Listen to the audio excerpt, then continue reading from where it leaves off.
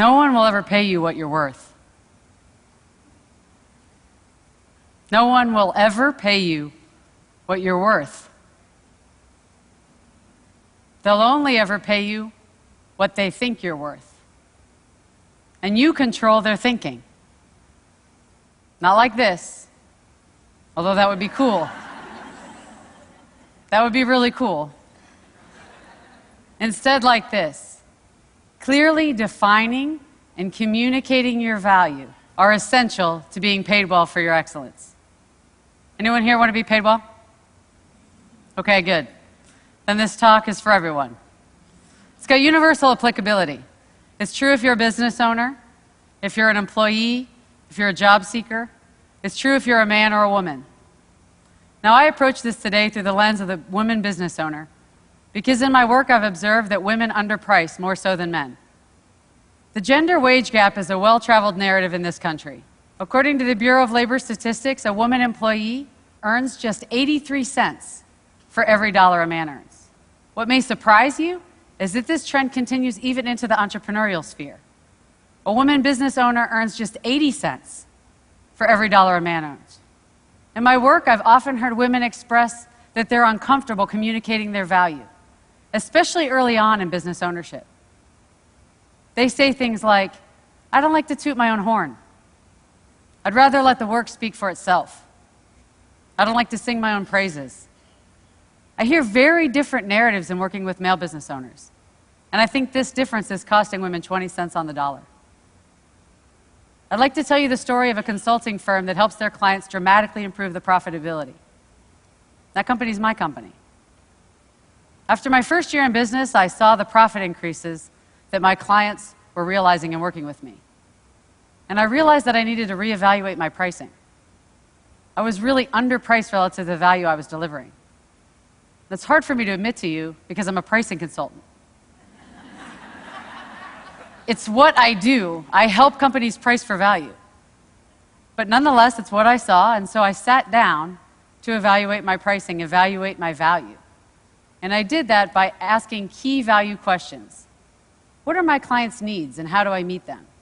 What is my unique skill set that makes me better qualified to serve my clients?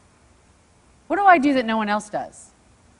What problems do I solve for clients? What value do I add?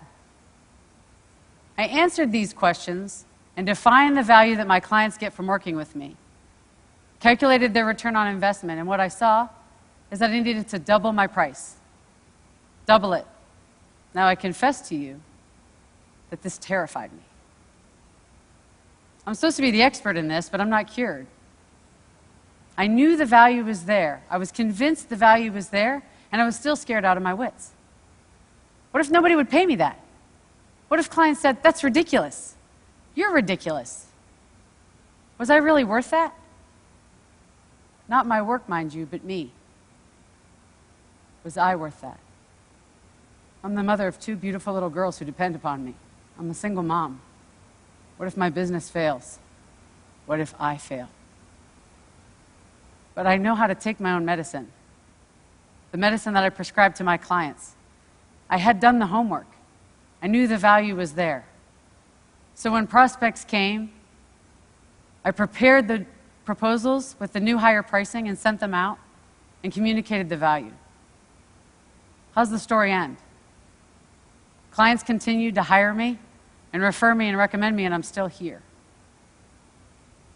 And I share the story because doubts and fears are natural and normal, but they don't define our value, and they shouldn't limit our earning potential. I'd like to share another story about a woman who learned to communicate her value and found her own voice. She runs a successful web development company and employs several people. When she first started her firm, and for several years thereafter, she would say, I have a little web design company. She'd actually use those words with clients. I have a little web design company. In this and in many other small ways, she was diminishing her company in the eyes of prospects and clients, and diminishing herself. It was really impacting her ability to earn what she was worth. I believe her language and her style communicated that she didn't believe she had much value to offer. In her own words, she was practically giving her services away. And so she began her journey to take responsibility for communicating value to clients and changing her message. One thing I shared with her is that it's so important to find your own voice, a voice that's authentic and true to you. Don't try to channel your sister-in-law just because she's a great salesperson or your neighbor who tells a great joke if that's not who you are. Give up this notion that it's tooting your own horn. Make it about the other party. Focus on serving and adding value, and it won't feel like bragging. What do you love about what you do? What excites you about the work that you do? If you connect with that, communicating your value will come naturally. So she embraced her natural style, found her voice, and changed her message. For one thing, she stopped calling herself a little web design company. She really found a lot of strength and power in communicating her message. She's now charging 3 times as much for web design, and her business is growing. She told me about a recent meeting with a gruff and sometimes difficult client who'd called the meeting questioning progress on search engine optimization.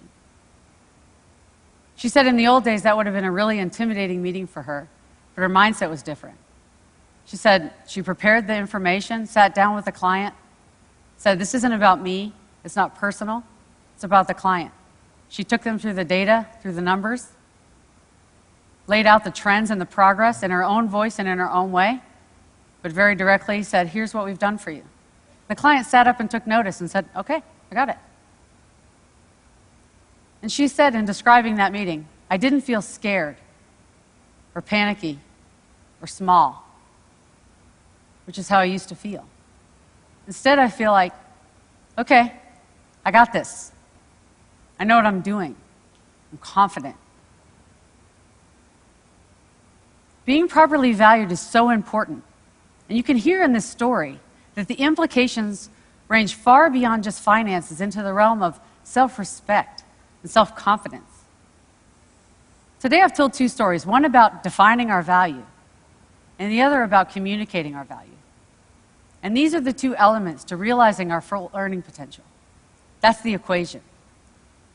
And if you're sitting in the audience today and you're not being paid what you're worth, I'd like to welcome you into this equation. Just imagine what life could be like, how much more we could do, how much more we could give back, how much more we could plan for the future, how validated and respected we would feel if we could earn our full potential, realize our full value.